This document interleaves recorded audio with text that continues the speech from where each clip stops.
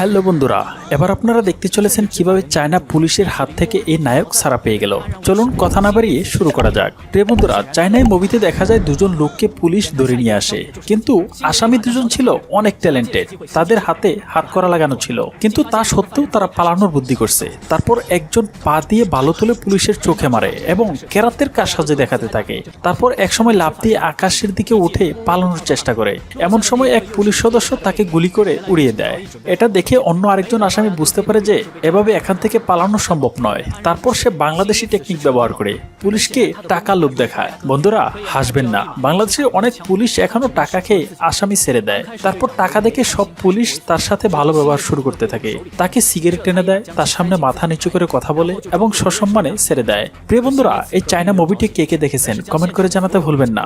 আর এরকম ভিডিও নিয়মিত পেতে আমাদের চ্যানেলটি সাবস্ক্রাইব করে বেল আইকনটি বাজিয়ে রাখুন, যাতে সবার আগে আমাদের ভিডিওটি আপনার কাছে পৌঁছে যায়। ধন্যবাদ।